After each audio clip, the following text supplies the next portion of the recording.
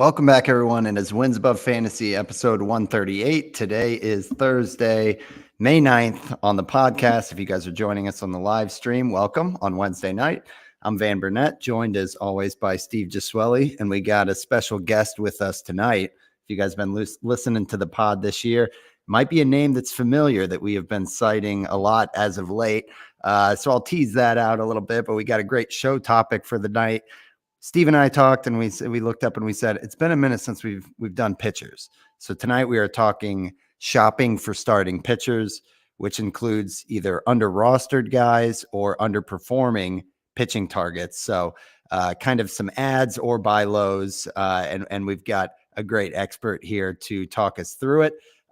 Steve, tell me how's it going for you out there, and then I want to let you introduce our guest tonight on the show because you actually put our guest on my radar, and my Twitter feed is better for that. My fantasy outlook is better for that. But Steve, how's it going? Good to see you. It's good. I'm the one battling an infant with an illness now. So if you hear a screaming 2-year-old in the background, she's having a little trouble sleeping, had a stomach bug, which was fun. Just hoping that the rest of us don't catch that in the household. So that's always fun. But yeah, like you said, we usually do a good job of either alternating hitter and pitcher episodes or talking about both in some, but somehow got away from us in like the last 3 or 4 episodes were without pitchers. And it kind of hit me like, what's the best way to do that and bring that on? It's the guy that we've been quoting the most for all of our pitcher stats, being we are a pitcher list podcast, other than like Nick and all that too. But that's Thomas Nestico at TJ Stats. If you're on Twitter at all and follow fantasy baseball, you know who at TJ Stats is. He does amazing breakdowns of pretty much every start, every night, everything you want to see. Has his own Stuff Plus metric that's, up there with guys like Eno Saris and Lance Brodowski, the guys that quote all these things, reference TJ all the time. So, or Thomas all the time. So a pleasure to have you on, Thomas. Thanks for joining us. If we're going to talk pitching, I'm glad it's with you. So thanks for coming on. Yeah. Thanks for the invitation. I'm glad to be here. Yeah, and Thomas, you guys can follow him on Twitter at TJ Stats. Also, his Patreon is patreon.com/TJ_stats. So definitely go out there. But Thomas, tell us and the listeners a little bit about yourself. Where you're from, how you kind of got into fantasy baseball, and where they can find your work. Yeah, for sure. So I'm born and raised in Toronto. I grew up as a Blue Jays fan my entire life. I also a pretty big hockey fan as well. I'm not a Leafs fan though. I've learned the hard way not to follow those guys. But yeah, I guess ever since a young age, I've just followed sports, kind of fell in love with them. I'm also a civil engineer, so I have that background in maths and sciences. So as I guess grew up older, learned a bit more about programming languages, even simpler things like Excel, just to make visualizations, graphs, and then learning through both just on my own and throughout my university, learning different applications and programming languages to kind of mesh my love of sports for my interest in maths and sciences and kind of blend them together to work with data analytics. And I've just been learning throughout, I guess, the past few years or so. And I just like sharing the insights and helping other people understand as well. Yeah, that's fascinating. The statistics background and kind of the data visualization is really cool. One thing that kind of catches my eye is the fact that you can kind of make these charts and easy to read, easy to understand. Me being in the marketing world, that's always like the number one thing of like, all right, I got all this data and metrics, but like, how do we make sense of it?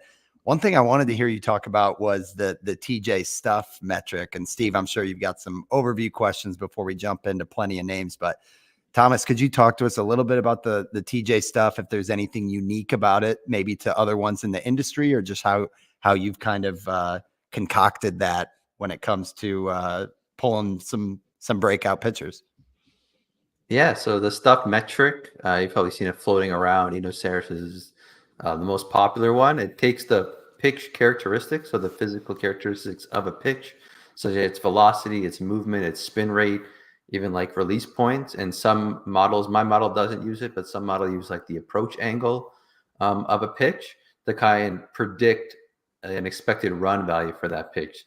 So kind of how we differ in compared to other models would kind of just be the methodology behind it. Like there's different algorithms we can use, different types of machine learning models, as well as how we quantify the expected run values. I have 2 articles actually on Medium.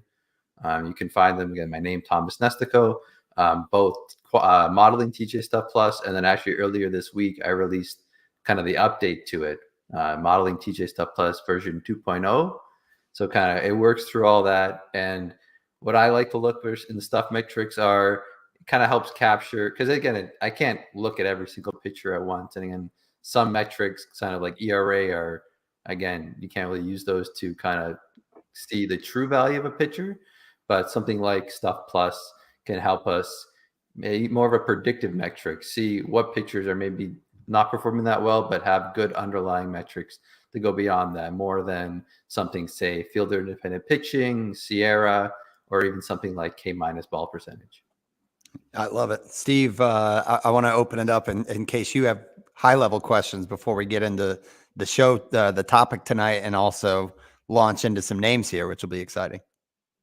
No, yeah, that sort of is exactly why I was interested there too. But I guess from my perspective, like, when did you notice that, like, okay, I'm onto something here, like with either, your game recaps that get so popular, the Stuff Plus metric that you have? When was this something that you realized, like, hey, like there are people that care about this? And obviously it's a big industry. There's a million podcasts on this network alone. A lot of people care about fantasy baseball, but it's hard to stand out in the way that you have. I guess sort of what has led you to that sort of growth and popularity, and when did you realize sort of, hey, I'm onto something here with these game recaps, these stuff metrics, whatever it was that sort of gave you that inspiration to keep on doing this, because it could be a humbling industry at times. Yeah, so like last year I kind of used Stuff Plus metric to create similar pitch summaries, or I guess pitching summaries, but with that I had to wait until the next day to post it, and by the time then like people aren't as, I guess, excited about a performance or whatnot. Say earlier this year there was Renault Blanco's no hitter. The way I set it up this year using my own model, I can quickly, like immediately after the game, like not even 30 seconds after the game, I can generate the image and then just share it. And I got a lot of positive feedback from it. I started sharing them in spring training, working through it, kind of refining it a bit, I guess, a bit more intuitive layout, something I just find a bit more appealing to look at than the one I had last year. So again, I can generate these really quickly. So something like Mason Miller today, him getting those 2 innings, lowering his field independent pitching to negative 0.16. It's still in the negatives. It's crazy, but people love seeing just a pitcher's performance, like just spit out quantified. Again, you can see the similar metrics on Baseball Savant, but again, you can either see like one graph at a time or just the table. But I feel that my graphics both look nice and also kind of have the data that you want. It sums everything up super clean, and you do agree. Like Chris Sale's, the game's not even over, right? As soon as he came out and his start line was finished, I saw that before 5 minutes before we went on air. That was out there with his line, and you're right. There is so much great data out there, but you kind of have to piece it together and know what you're looking for. And for someone like me who's on Baseball Savant literally 24/7, it is always a tab open on my screen, like I'm sure you guys are too, but there's still things that you kind of don't, oh, hey, where was that? Like, what do I have to do to pull this up again? So it is a great job that you do that sums it all together nicely. And we'll pull up some later on the stream, sort of as a tease here. But there's the Arsenal breakdown, the percentage breakdown, the Stuff Plus, the locations. It's everything you need. If you need a quick recap of how a pitcher did and what a pitcher threw and how their stuff was looking, be sure to give TJ Stats a follow, because there's nothing better for a quick, insightful summary for those there. So yeah, shout out to those breakdowns. They are awesome. Yep. Shout out to you as well, Steve, for getting TJ and on the show in terms of talking point, but also bringing Thomas on tonight. It's great to meet you. And for our listeners, you guys got to follow Thomas at TJ Stats. I think the immediacy that you guys are talking about and the consistency of these page snapshots, really, where it's, the splits versus lefties and righties, which you start to get a better feel for how pitchers actually attack batters, not just the single stats in a vacuum. You start to get a little bit more complete picture of how they're attacking hitters, which is what it's all about. So definitely go out and follow Thomas. And with that said, guys, we got the show topic ahead, which again, under rostered or underperforming pitchers. We've got a handful of things we pulled that we're looking at, but more traditional rundown stuff. So buy low pitching targets, stuff plus, looking at guys who are available in 50 to 75% of Yahoo leagues, looking at stuff like K minus BB. And also it seems like there's been a lot of outings in the past 48 hours that we want to talk about, because these guys are pretty relevant. It's that time of year where the ads seem like they are early enough to make a huge impact, but also late enough to where we've got a decent sample size. And before we get to all the names that are kind of worth adding and available in 12 teams and beyond, I think we got to start, guys, with Paul Skeens, who the news just came out that he gets the call. He's going to start against the Cubs on Saturday. And yeah, Skeens, I mean, he's got the popularity. Of course, he's got, not a bad looking gal. And across 27 innings in AAA, a 43% K rate, which is really the eye opener, a fastball slider combo that is the reason why he was the number one overall pick. And yeah, the Pirates, other than possibly limiting the innings, have all the reasons to kind of let him loose with what's kind of an exciting, scrappy staff all of a sudden in Pittsburgh. So Paul Skeens, penny for both of you guys' thoughts, but let's start with you, Thomas. What are you seeing with Skeens, and what do you think we can expect early on here for the debut? Yeah, there was a reason why he was drafted first overall last year. He's one of the most hyped pitching prospects we've seen in recent memory, probably the most hyped since Steven Strasburg and that absolutely pandemonium when he was coming up.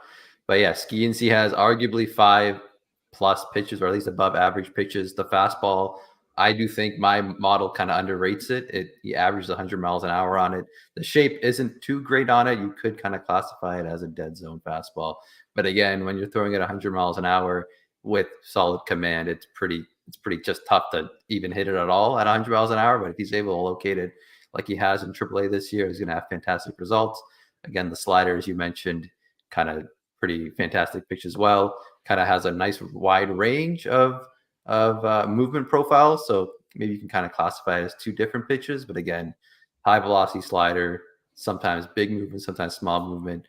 Again, another fantastic pitch. He's been toying with a splinker, he calls it.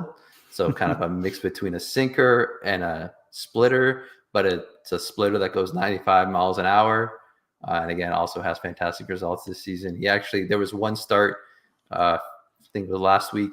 He just threw, I think, more splitters than maybe almost as much as he threw as his fastball, kind of just tinkering with it, just, fitting into his arsenal. Again, he did, as he's throwing a lot more of those pitches, it's likely he's going to get more walks or whatnot. It's a little harder to control. But again, just seeing him still use that pitch, maybe not with the best command, and have fantastic results is very encouraging to see. Again, 95 mile an hour splitters don't really grow on trees. And that movement profile is going to be pretty crazy. And again, the changeup and curveball also weave in a few times. But yeah, Paul Skeens, he's the number one pitching prospect for a reason. His numbers in college, his numbers in AAA, every level he's pitched at, he's just looked absolutely phenomenal. And I'll be excited to watch him on Saturday and immediately share his results. Yeah. For context, the Kevin Gossman splitter is 10 miles per hour behind that at 85. Steve, what do you think about Skeens? I know obviously there's excitement, but anything you want to add ahead of the big debut before we get to some other names here? Yeah, we got Thomas's awesome pitching summary up on the screen for those on the live stream. You can see why those graphics are so useful and so nice and easy to look at with a bunch of information.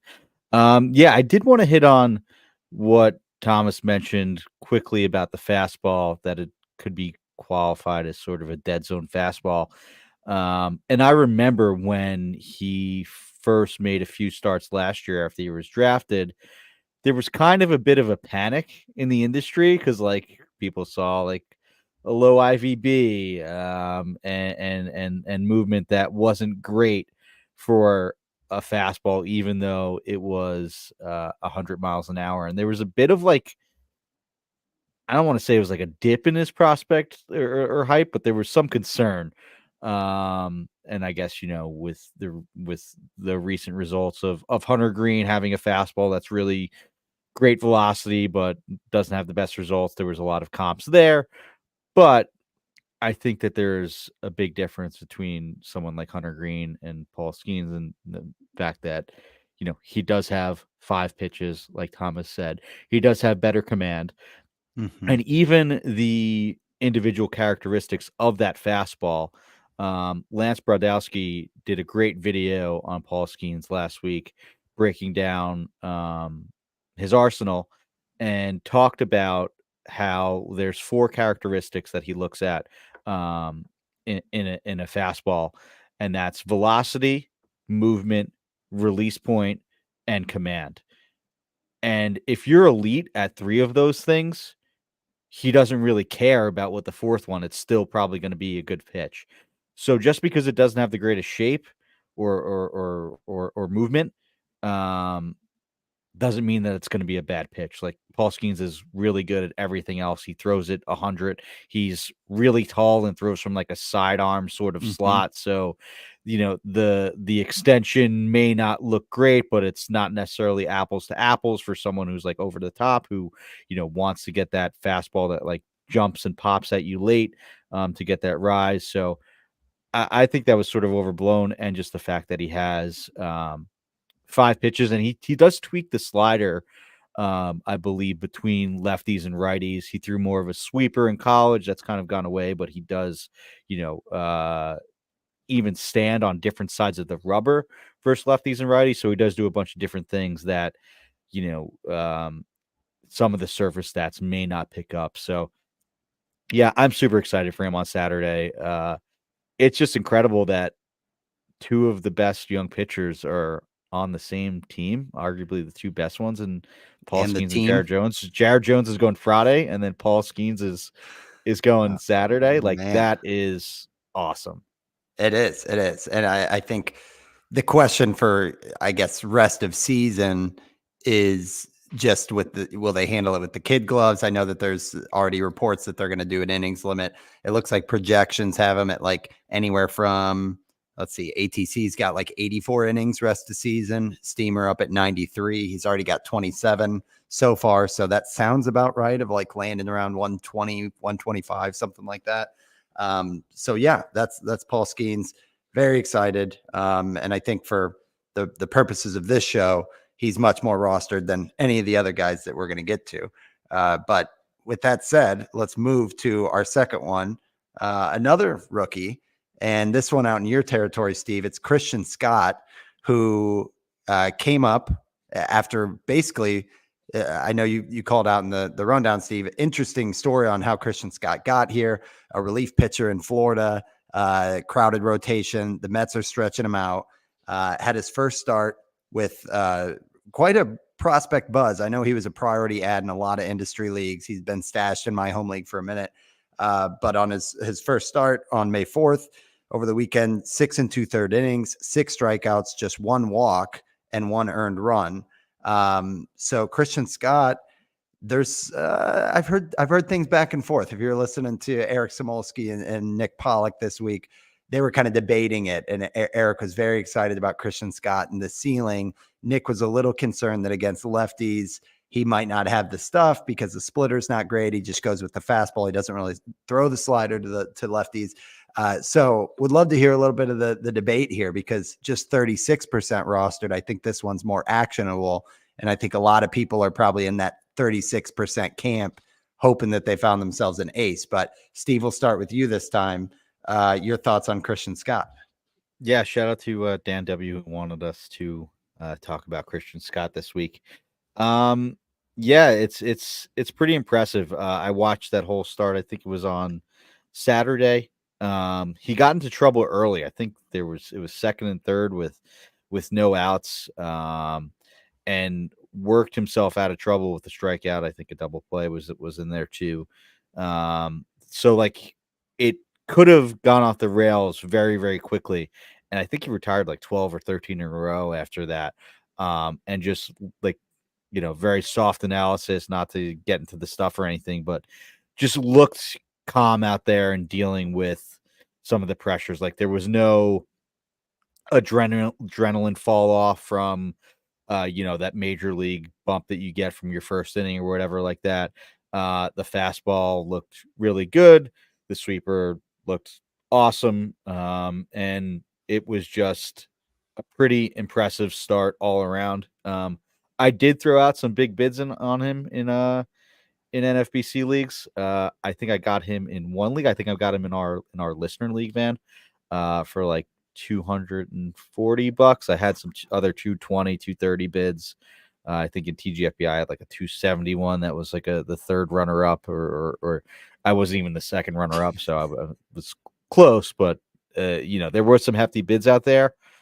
I don't know if it's like I don't feel like it's like a Jared Jones type of thing. I don't feel that good, but I still feel he could have value for the rest of the season. And I wanted to throw this up, this graphic here with his release points. If you're watching on the stream, this was being talked about in the Pitcher List Discord yesterday, and it was tweeted out by Matt Brownstein, 89 M Brownstein 89. He's a writer for the New York Post and Mesmerized, Matthew Brownstein, and it's just a graphic of his release points and how close all of these release points are. And it's a good reason why his fastball is good, because it just is hard to pick up out of the hand. The other release point that looks like this, and sort of to describe it for those just on the podcast, it's just a bunch of dots all overlapping each other, and you can't really differentiate between separation from where the ball is released, and that makes it harder for hitters to pick up.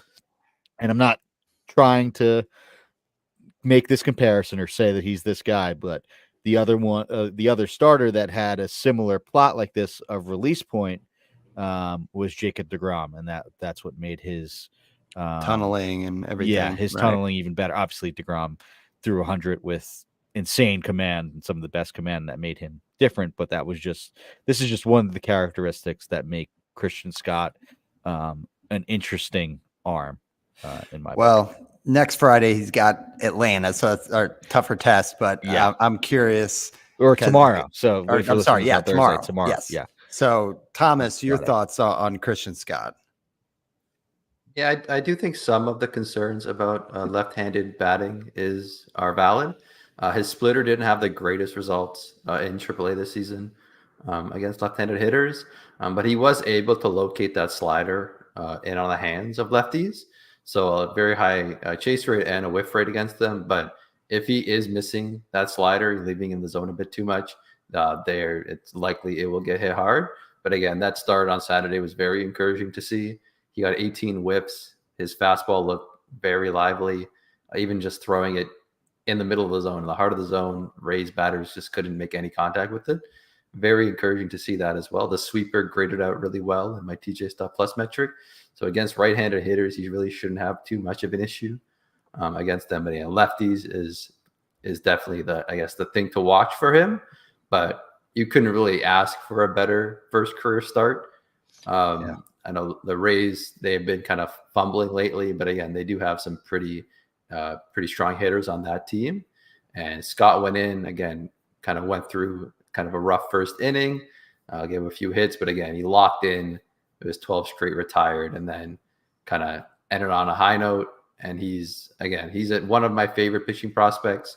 I definitely rose up the ranks last year. A lot of buzz around him this spring training. He's looked fantastic. Again, at AAA this year as well. So just, again, a great pitching prospect. And I'm excited to see how he does against Atlanta. Because, again, they're a tough team, but I think he's up for the task. Yeah, tough test. And there's been some surprisingly good results against Atlanta.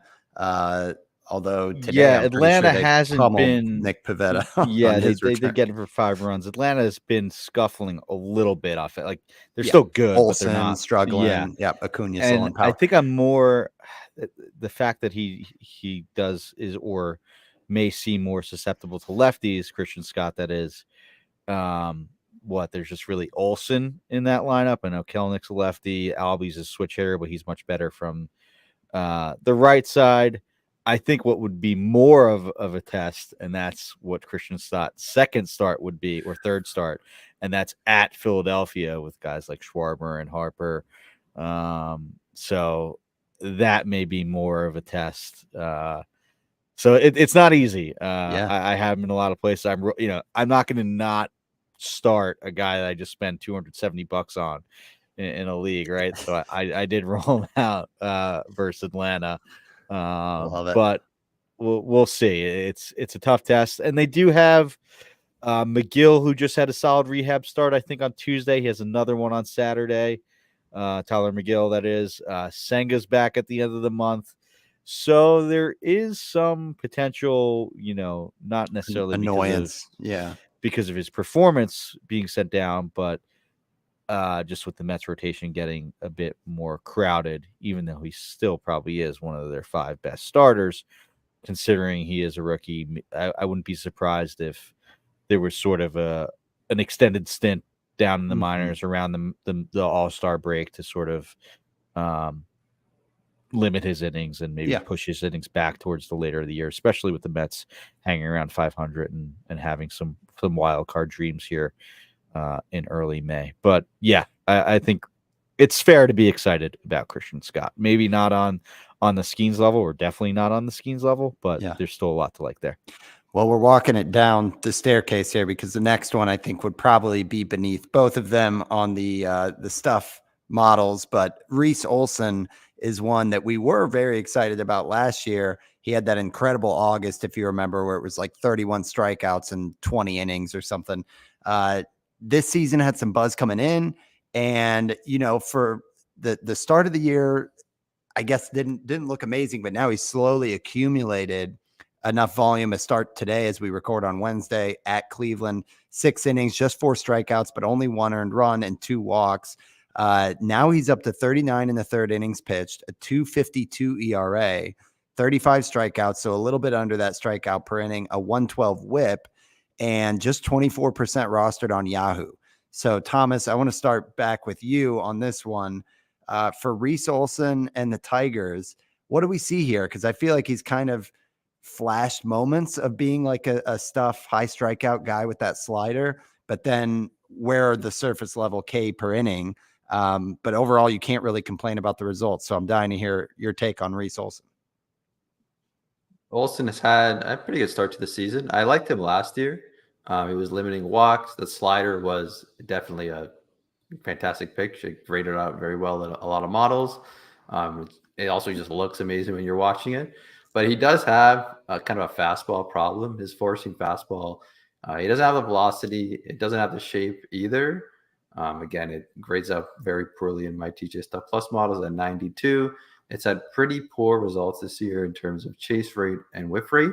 And he kind of isn't commanding it too well either. It's kind of living in the heart of the zone, which you don't want to really see with any pitch, but especially not a fastball with characteristics like that. To counter lefties, I guess he has that changeup, which has had some pretty fantastic results this year, a 51% whiff rate on that changeup. But again, if he doesn't have, he can't always throw that changeup. He always has to have weave in some fastballs with it as well. And if batters are sitting on his fastball, waiting for him to make a mistake, they can definitely hit it hard. Against righties, definitely has a better answer against them. He has that really good slider, and also a sinker, which he's exclusively uses to righties. Both have good results this season. The slider, again, I mentioned before, it's a great pitch. It comes with a 42% whiff rate this year, and the sinker helps him induce those ground balls, and he's had pretty good command of it as well. But again, the only kind of downside I'm seeing of Olsen is that fastball. Without a more, I guess, well-established fastball, the whiff rate will remain low. The K rate probably won't be as high as we hope. And if his command starts to falter, he'll definitely fall into some dire straits, have a bad outing here or there. But yeah, his strikeout rate is okay. But his walk rate, if he can lower it to what it was last year, it'd definitely be more encouraging to see. Yeah, Steve, I want your thoughts too, but to segue a tweet I saw from Chris Castellani at Castellani 2014. Reese Olson since August 28th of last year, 13 starts, a 2.06 ERA, a 1.03 whip. It's kind of crazy when you look at it like that. And while the K's haven't been there, the ground ball rate is up. So it's just like, who is this pitcher? Are you kind of buying or selling Reese Olson as a undroppable pitcher throughout the season and like 12, 14 teams? I have a soft spot for Reese Olson. I think we talked about him a ton last year. He's on my home league roster. He's on my home league roster. He's someone that I added for a stream, I think a few starts ago, and I just haven't let go. So he has been sort of undroppable for me. Like even through the Yankees, like he held his own in that last start prior to the one that went off on today or Wednesday. Yeah, and you watch that slider, you watch that changeup. It's like, why isn't this guy striking out more batters? Like it's one of the best sliders in the league, and always grades out that way. I think on most stuff metrics too, and even like Thomas said, just watching it, it's just so impressive. The changeup too just looks nasty when he throws it and can command it. But yeah, it is a bad fastball. But what is interesting, like you said, that amazing August that he had. He threw the fastball the lowest percentage of his career for that month at 24.7%. And this year, it's around 25, 26%. So in June, it was at 32. And in July, it was at 30%. And it's really hovered around that 25% since August of last year. And sort of it's something that we look for. And it's analysis that's not breaking news or mind shattering or not, but when you throw your better pitches more and your worst pitches less, like you're going to have better results. And that seems like an adjustment that Reese Olson has consciously made. So I'm encouraged, and he's sort of been a guy that I had maybe like Toby expectations for, to quote Nick Pollock, like a back end of the guy, rotation guy that just sticks around that you may drop here and there, but there may be a little bit more upside for Reese Olson. Like, I watched that full start today versus Cleveland, like, and he looked pretty good. The K's weren't there, and Cleveland's a great offense this year so far. Rates and Barrels has also talked about how at Cleveland has been one of the most hitter-friendly environments. Cleveland chopped off a part of their stadium, the top part of their stadium, so there's now a new like wind factor in there. So if you look at like 1 year park factor metrics, it's a really hitter-friendly environment that the 3 year standard park factors may not pick up. So for him to have that start today against one of the best offensives in the league and one of the toughest places to pitch, at least this year, it's impressive. Yeah, it may not ever get to like that 27% strikeout rate that we love to see from true high-end fantasy starters, even like, your 1 to 3 fantasy starters. But I think it could be good enough. And like Thomas said, like if he can get that walk rate down towards what it was last year, then I think that could lead to somewhere where he's considered like, this is a guy that I'm not dropping. sort of thing for Reese Olson.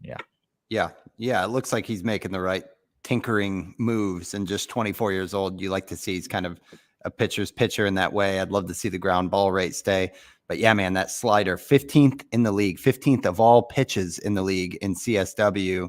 And we'll see if he can defy kind of the basic logic that you need a fastball in this league to be a good starter.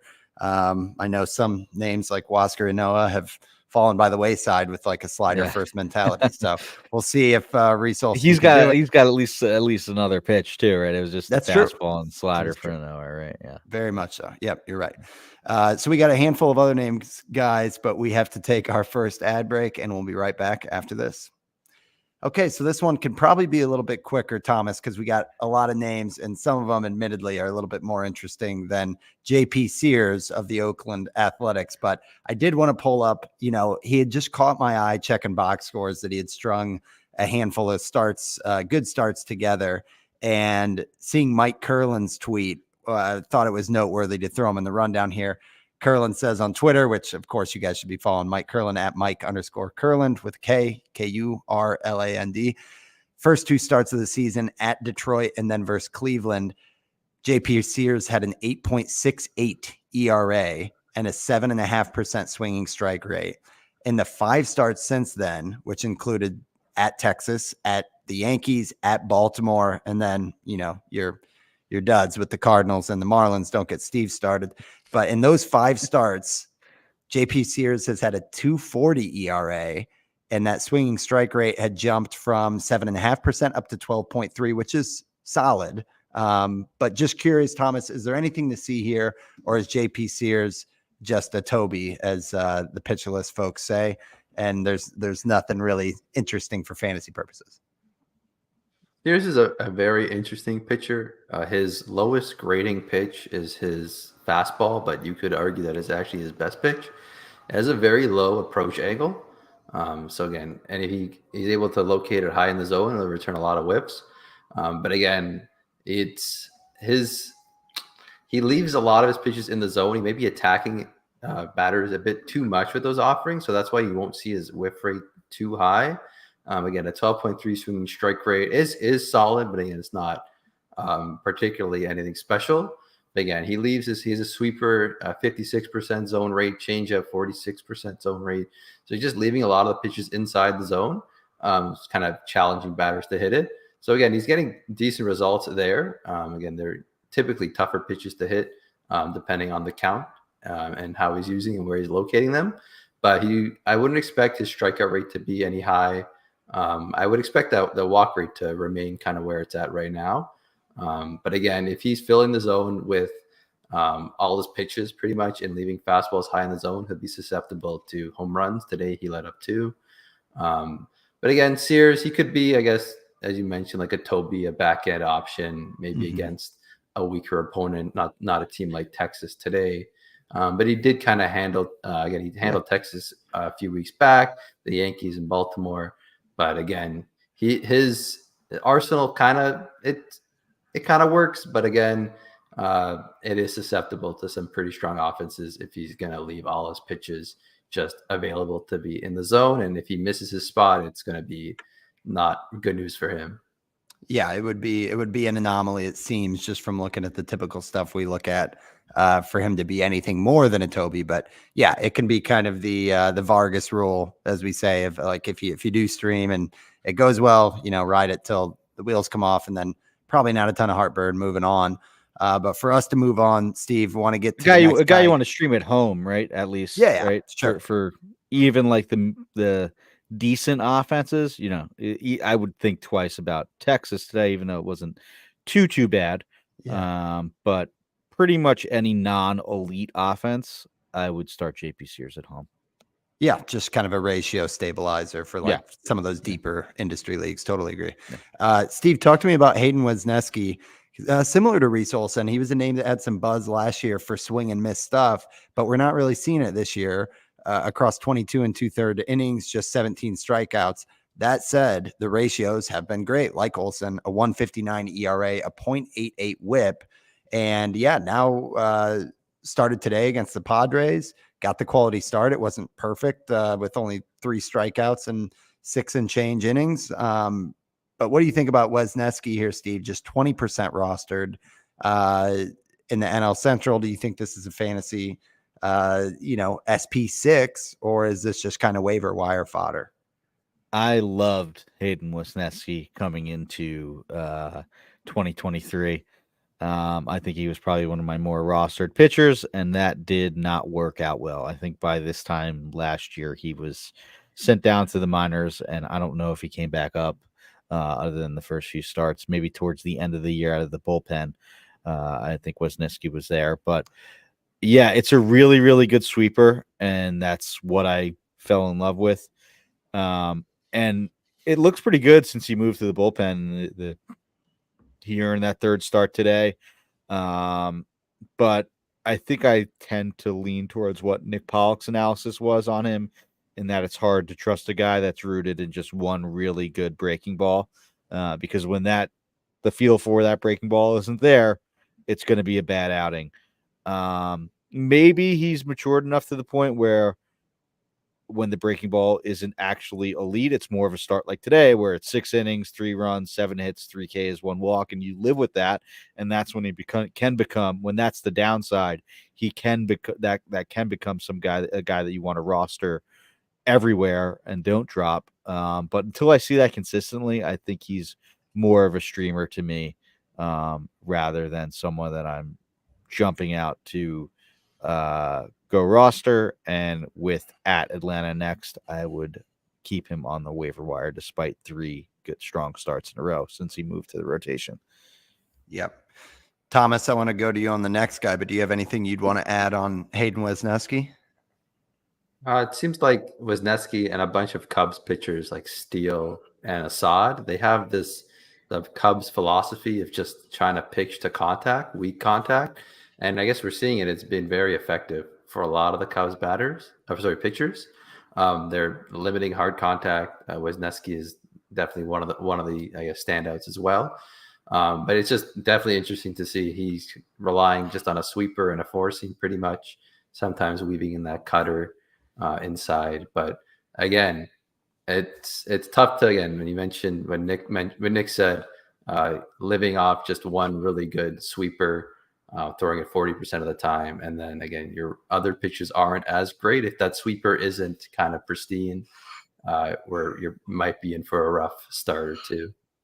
Yeah, it makes you wonder if any new pitcher on the Cubs just has to sit through like a 20-minute video that's like the Kyle Hendricks orientation video of just like not being a big stuff guy, but somehow getting results that are eye-opening. It's kind of working for them too, right? Like like Assad, I know, doesn't have the greatest stuff, but he's gotten results now for like even into this year for most of last year too. I think Saris has talked about this a bunch, but maybe they have like a different stuff model or a different approach than like a lot of what you would expect from that. But hey, it kind of works for them. It does, yeah. So that is Wisniewski, another youngster that I want to go back to you on, Thomas. Man, and this is wish casting because I have stashed Jack Leiter in my prospect slot. And just 15% rostered. He had his first start against Detroit. It was not good at all. 7 earned runs, 3 2/3 innings. Then he got sent back down. Then he got called up today, Wednesday, for the start at Oakland. And I didn't activate him yet. I actually didn't have room, but I was like, let's see him cook. I'll be happy I held on to him. And not great. The 4 innings, 4 earned runs, 3 strikeouts. So not seeing the swing and miss stuff. That said, I think most of the damage came off the long ball with 2 homers. I saw some mixed things, and maybe the silver lining, as somebody had pointed out on Twitter, is no walks for a guy who's been kind of erratic. Just curious from a stuff standpoint, Thomas, if you're seeing enough excitement for Jack Leiter to where you can justify dealing with these bumps in the road because there's something good on the other side, or if this is like, let him figure it out. Maybe we'll be back in a year or two for kind of your 12, 14 team redraft leagues. What are your thoughts on Jack Leiter? Yeah, Leiter, his stuff again last year was also really good. But this year as well in AAA, he's had pretty great results. A 2.84 ERA, a 0.91 WHIP. He's got a 37% strikeout rate, and that's playing in the Pacific Coast League. Those are pretty fantastic results for the league like that. His fastball and his slider are definitely his two best pitches. Both could be classified as plus offerings. The fastball, he's able to locate it high in the zone. But again, if you're locating your fastball high in the zone and you miss your spot, batters can easily hit fly balls and more likely than not hit home runs. That's kind of a similar thing that happened with Joe Ryan last year. His high fastball approach, he gave up about 1 home run per start. And depending on how the sequencing is working, it could either be, hopefully it's a solo home run or multi-home run and just kind of ruin your outing. But it seems like today, that walk rate. Yeah, but that normal walk rate. Oof. Yeah, Leiter's walk rate, again, his command has looked a bit better in AAA this year, but yeah, his command grades as a prospect haven't been too great. His results in AA and the levels below that, again, not the greatest command. It looked like he had, again, better command today, but it might have just been more. He was, again, attacking the zone a lot. He had a 72% zone rate on that slider, which you kind of don't want to make your slider live too much in the zone, especially if it's not just on the edges of the zone. But looking at the stuff scores, his fastball graded out really well, had a fantastic 39% whiff rate, but he didn't get a whiff on any of his other pitches, which is not very encouraging to see. His slider and changeup both graded out well. But again, if they're living in the zone or if he's not able to get any chases, very low chase rate on both the slider and the changeup today. And again, no whiffs.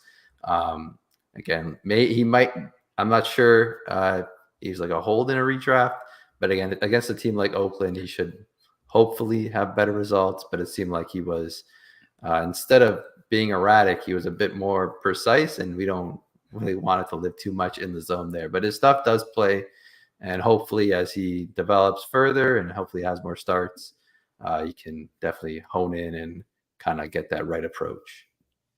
It seems like I know there was a lot of talk over the offseason and throughout last year about him working on his mechanics to sort of regain that command and control. And it seems like he's done that.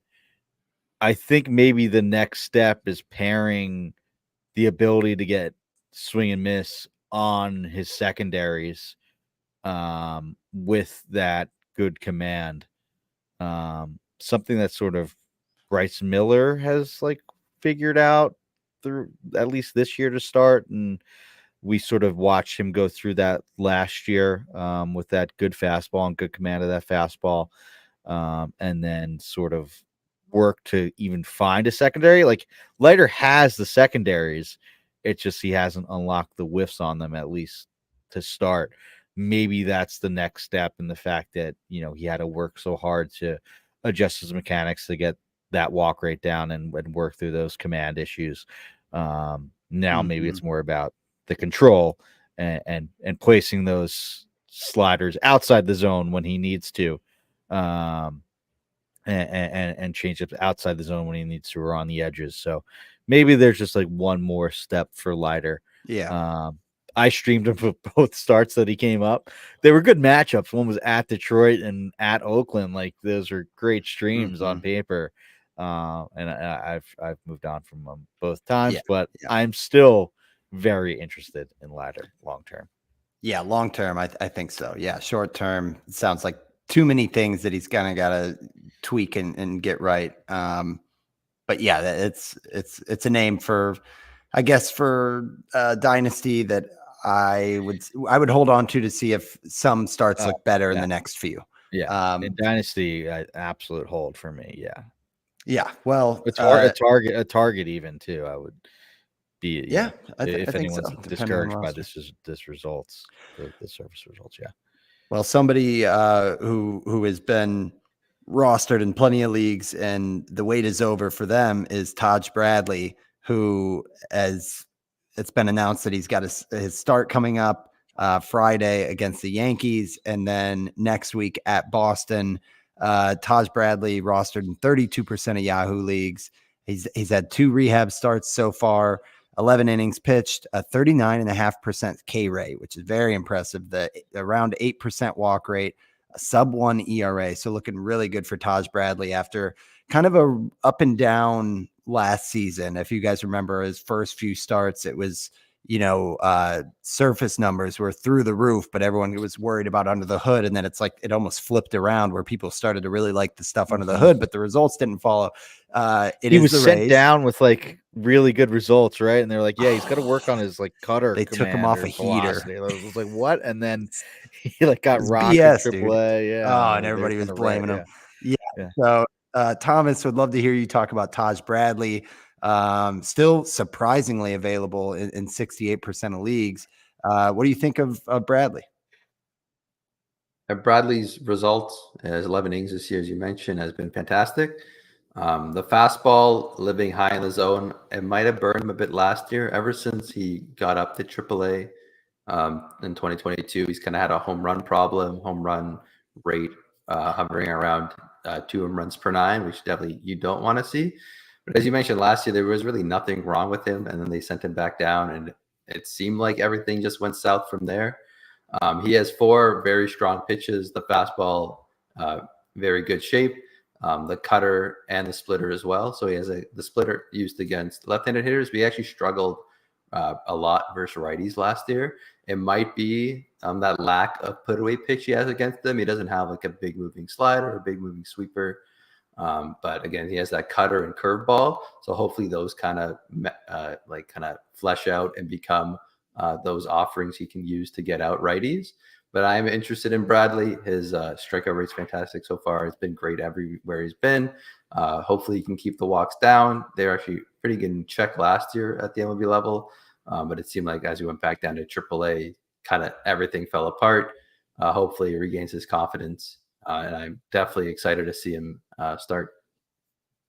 Yeah, absolutely. Steve, anything else to add on Bradley? I think I got like one share in one of my deeper. I have him stashed in a few leagues, and I'm excited.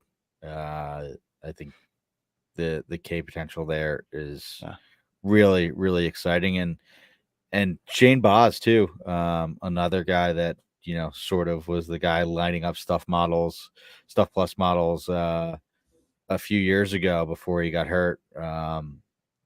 Before the Mason Millers and Taj Bradleys of the world came along and had these amazing stuff numbers. The Rays rotation is about to get pretty exciting. I know Pepio just went down, but I think it should be a short IL stint with a bruise. So excited for what the Rays are doing. And it's also, I know that there's some debate on what makes a good pitching development organization, but the Rays always seem to get the most out of these guys one way or the other. So I'm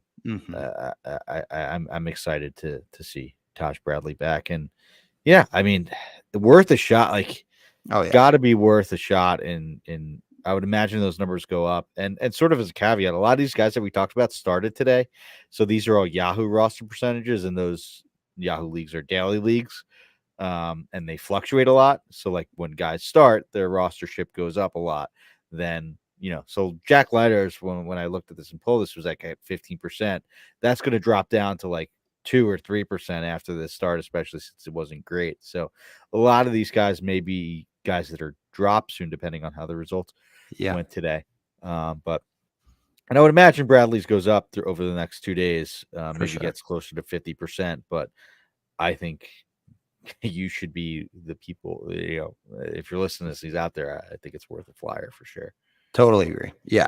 I'm kind of a game log guy. I like last year, just looking through it, as I recall, there were some hot outings, and 6 different times he had 8 strikeouts or more, which I love to see.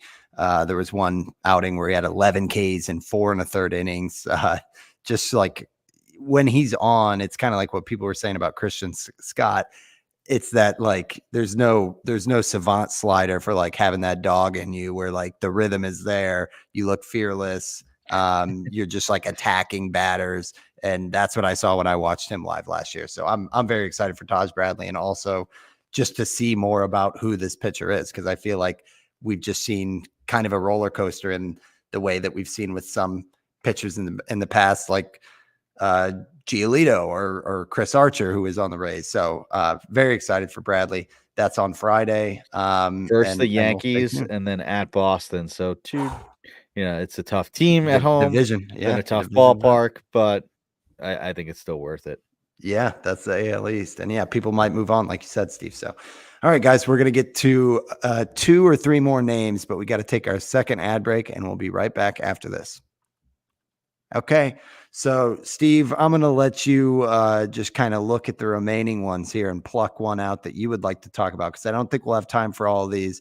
Why don't you pick a guy and let's get Thomas's thoughts on him, because this is our time is precious here of having our guest of honor. So who do you want to go with here? Yeah, I'll throw up someone that Thomas threw up a graphic for and threw it in our little presentation here that we got. And that's Eric Fetty, a guy that a lot of people have moved on from. He was a big drop last week after, 2 really strong starts. He went 14.1 innings pitched with 20 strikeouts and no walks in his previous 2 starts. And then his last start at St. Louis, which, Van, that should have been a cakewalk. I mean, who doesn't pitch well at St. Louis? But Eric Fetty had 5 walks, 5 earned runs, and I think in a little over 4 innings. And a lot of people have moved on. The underlying or the ERA indicators say, for the most part, he's earning that 3.46 ERA. Sure, the FIP is a little bit high, but the xFIP, Sierra, and xERA are all in line at like a 3.7 ERA. And I think that's kind of what you can expect from Fetty, with a decent strikeout rate, and a guy that isn't gonna kill you. Sure, he's not gonna get a lot of wins pitching on the White Sox, but I think there is a lot to like here, and I kind of wanted to bring it up to get Thomas's thoughts, so I'll kick it over to him. Fetty has a very unique pitch mix. Not too unique. It's like an east-west mix, but all the pitches you can see in the plot there kind of like bridge into each other. Yeah, so it's rare. Like usually you see it kind of like diagonal, right? Like go from top right to the bottom right for that pitch breaks, right? The breakdown. This is like a line across. It's rare that you see that. Yeah. Yeah, so he has 4 pitches: the sinker, the sweeper, the cutter, and the splitter, and he kind of used them all evenly, I'd say. I guess he changes of usage depending on handedness. But his sinker usage is definitely one of the more interesting ones. Typically, you want to keep your sinker low to lower, I guess, to induce ground balls. But he actually kind of leaves it high, which has led to a pretty high walk rate, specifically for a sinker. It's up to 30%. Whiff rate, 30% whiff rate this year, which is really impressive. But it has pretty poor results this season. As you mentioned, his FIP's pretty high. He's given up a lot of home runs, likely due to that high sinker approach. Because typically you want this sinker down low. You don't really want the sinker dropping down right into the plane of the bat, especially in the heart of the zone. But again, he's not getting too many chases, but his sweeper, I do like his sweeper, how he approaches right-handed hitters, kind of gets low and away. It's able to induce a lot of weak contact, not many chases, but he's able to get it kind of in the zone. Has a 27 CSW percentage this year, not too high, but again, great results on that. He has some very poor results when he's throwing that sweeper to left-handed hitters. You typically would want to use kind of his splitter against them, but again, he's given up 2. I guess with his sweeper, he's given up 2 batted balls, and they've both been absolutely crushed to left-handed hitters. So don't really like seeing that. But again, that bridging, the tunneling between his all his pitches is really interesting to see. And if he gets moved, I heard that there was a rumor that he may get moved at the deadline. Definitely more encouraging. Definitely more chances for wins as well. Hopefully a better defensive team than the White Sox. But Fetty, I think around a 4 ERA could fit him in well. I think the home run issues, if he doesn't kind of lower that sinker, they may still persist. But he does have an arsenal that can both deal with righties and lefties. Again, it's just getting that feel for the splitter a bit more, and guess kind of not only using that sinker as your put away pitch. Because again, his other three pitches, they grade out about average, and I think they could definitely be, I guess, have better results than what they're showing right now. That's great insight. If any of our listeners are like me, they actually have held on to Fetty, and it's basically last chance saloon against the Guardians. But unfortunately, with the Guardians' handedness, they only have one righty in the lineup. Then there's a bunch of lefties and a switch hitter. So I think tomorrow will be, today, as you guys are listening on the podcast, will be a big test to see how he does with the Guardians, who are. They have the 7th highest OPS among lefties. And like you mentioned, Thomas, maybe some of his top pitches don't perform as well against lefties. So I think that'll be an interesting test. And for me, it's going to be sink or swim. If he gets roughed up, then it's time to move on. And, hopefully the results look more like the 2 starts before that, and we actually got something here. So any closing thoughts on Fetty? Or are you guys down to move to the next? Yeah, let's go on to the next one. All right. Well, Thomas, I want to hear you talk about Chris Paddock, because a few outings ago, he had 10 strikeouts and 7 scoreless innings, but it was against the White Sox. Then he's kind of been up and down a little bit, but tonight against the Mariners, 5 1/3 innings, got the win, 10 strikeouts, and gave up just 1 run. The whip was a little high, though. Paddock, we've liked just what the Twins pitching coaching has done in general, kind of like Paddock last year before, or was it 2 years ago before the injury? And now this year, like, I'm trying to make sense of, 2 10 strikeout outings over 4 or 5 starts. Normally that's a rush to add, but his ERA is really high because he gave up 9 runs against Baltimore. I'm curious what you see from a stuff standpoint with Paddock, and if you think this is kind of a rush to add or just someone to keep an eye on, because 14% rostered, he's pretty available. And Paddock's start on Wednesday was pretty fascinating. 19 whiffs. The fastball had a 48% whiff rate. Definitely something very encouraging to see. The stuff, again, as similar to his prior starts, have been, I guess, around average, around 100, I would say. But it seemed like today he went high fastball approach, so similar to someone like Joe Ryan, his teammate. And then it looked like he weaved in a bunch of changeups. And interestingly, he's a right-handed pitcher, so you want to see more against lefties. But he actually saw some pretty good results pitching them to righties today.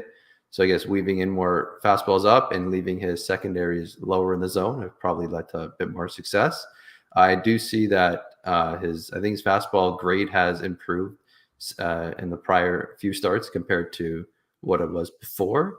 I think a bit higher IBB on the fastball.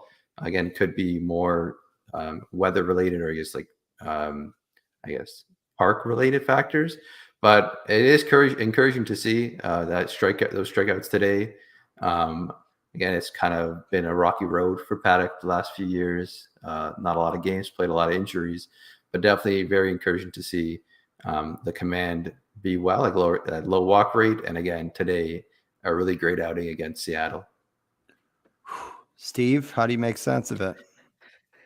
Yeah, I mean, when Paddock first came up with the Padres, right, he was kind of out of nowhere, and like he wasn't like a top end prospect, and then like he came up in spring training, and like it was just assumed that he was going to be this stud pitcher, and he kind of was, at least for the first few years with first year with San Diego, and it was because of that changeup, right? And he really only had the changeup and the fastball, and he kind of got by with it to both handedness, and it was a search to add something else, and like there were so many articles on Chris Paddock's working on a curveball, Chris Paddock's working on a slider, and like he would say like that pitch helped, led to him losing the feel for the changeup and not as good results. So to see him get that changeup back, even though it may not make sense and be something that you want to throw to same-handed hitters or opposite-handed hitters too, it's encouraging, because when Chris Paddock was really good, that was the pitch that was really good for him. And sure, the fastball had a lot to do with it too, and there was a lot of talk about the spin rate. And I think that year that Paddock had was 2019 when there was like the most sticky stuff ever. And there was like the Chris Paddock fastball spin rate watch. I always remember I was all over that when I had a bunch of shares of him, I think in 2021. And looking for him to get the spin rate back on that fastball. So I've always sort of been a fan of Chris Paddock, and I'm pretty encouraged. Like I know that there was a really bad start, but that was versus Baltimore, like the best offense in the league. It's 2 tough ones coming up, versus New York and then at Cleveland. So home against one of the best offenses, and then Yankees. Yep. yeah, the Yankee yes, against the Yankees, and then at Cleveland, which I talked about how that's become a hitter's park, and the Cleveland's lineup's really good, and they have a bunch of lefties. I'm kind of waiting and seeing, so I don't. The issue with that is like if he goes out and deals in both of those, like he's gone, like he's not available. You got to set a reminder yeah. to watch that in the 3rd inning, and if he's dealing, go at him. Yeah. So, and he's done well enough that he may just get added today. Like, yeah, Seattle hasn't been a great offense, but the numbers sort of speak for itself. So it may not be. I don't know if I fully buy it, but you may not have the time to. You may miss out on a breakout if you don't sort of move ahead. I forget what podcast I was listening to. I think it was DVR on Rates and Barrels, but he made a point where like sometime in order to add a guy or to trade for a guy, you need to make moves with incomplete information and sort of use the tools that you have to take a risk and say, I believe in this guy because of X, Y, and Z. The surface numbers don't say it yet. Like this is what, like, that's how like buy lows sort of work. Right. And what you need to do. Like, I believe Leap of like, faith. like I believe in Xander Bogaerts, even though he has a 215 average and 1 home run, because, he is a 280 hitter with 20 home runs every year. Like, obviously you can get much more technical than that, but that's the sort of things that you need to do. Well, this has been great, and I know we're coming up on time. So to close out, Thomas, first of all, thank you again so much. We'll do a proper wrap here in a second, but for a guy like you who's just kind of living in the data and you're putting out all this fast content, curious if there's any name or a couple names that come to mind for you of someone truly flying like under the radar. Like even to Steve's point, if it's a leap of faith, and it's like in the past, there's been like a Steven Matz where it's like, oh, the results aren't even there, but I really think this pitcher's onto something, putting you on the spot a little bit. But is there anybody across your teams or as you've been digging in to guys and box scores that you think like this is kind of an interesting pitcher, even though maybe their surface level numbers haven't been like as impressive? Yeah, there's I guess I'll start with a prospect, David Festa of the Twins. His stuff plus numbers are popping up in AAA. I saw, Sarah's made a tweet. He's near the top in his model as well. I'm not sure if he'll get the chance this year, or at least an extended chance, but he's striking out a ton of players in AAA right now. His walk rate is kind of high, but it's kind of been a bit more. He's kind of kept that in check a bit more. So definitely an interesting thing to see if the Twins have an opening in their rotation. I know Simeon Woods Richardson. Simeon Richardson, I guess, is also another name I can mention. Yeah. He had a really great start a few days ago. His fastball is looking great. Mackenzie Gore, I really like what he's doing this season. Kind of got hit hard by the Jays a few days ago. But again, that fastball, I would say, is elite. It's a fantastic pitch. Just not, I guess his secondaries are still he's still trying to work on those, tinker with them, fit them in. But again, a really good fastball is a great foundation for any pitcher, and it seems like he's commanding it well. Christopher Sanchez, he actually leads my TJ Stuff Plus metric for all starting pitchers. And again, he had a great start against Toronto yesterday. He's had some command issues this year, not getting all the chases or all the whiffs, but sometimes he comes out and absolutely shoves, and sometimes he just can't aim and can't hit the zone. But that changeup sinker combination is some of the best, I guess I would say, in baseball. I just like watching him pitch, and it absolutely fools batters. Yeah, I don't really have too many other guys to cover. But I'm yeah, sure you do. I mean, those are some names. yeah, I was selfishly just staying quiet over here and jotting these names down so I can go target them in my leagues and everything. But yeah, this was awesome. Steve, I'll let you give closing thoughts here before we wrap up. No, I just want to give Thomas a chance to plug his work again. Anything you're working on, whatever you need to do to promote yourself here, and it would be an injustice to our listeners, because you are a great follower, full of amazing information, put out amazing work. So just want to leave that opportunity to you here at the end of the show, just to plug your work. Yeah, so yeah, my name's Thomas Nestico. You can find me on Twitter at TJ Stats. You can find me on Patreon, TJ_stats. I got a lot of pitching summaries. Every single thing you see, I share. It's basically available on my Patreon. All those pitching summaries, all those heat maps. I'm working on some more depth. I'm always kind of working on some graphics like scatter plots, like difference tables, kind of see how a pitcher's performed. Say you want to see how the pitcher performed from the beginning of March to the end of April, and how they performed since the beginning of May to now. You can, I'm working on a project for that. Definitely a bunch of other things I have. StatCast data for minor leagues. I share minor league. I get minor league pitching summaries. If there is StatCast data, that is available as well. So again, something you've seen Paul Skeen's summary that's available to my patrons. Other work I have are my batter cards. Those are very popular. Kind of gives you a glimpse of the batter, kind of like a savant-esque type of thing, but more, I guess, condensed in the nice format with the picture, some graphs.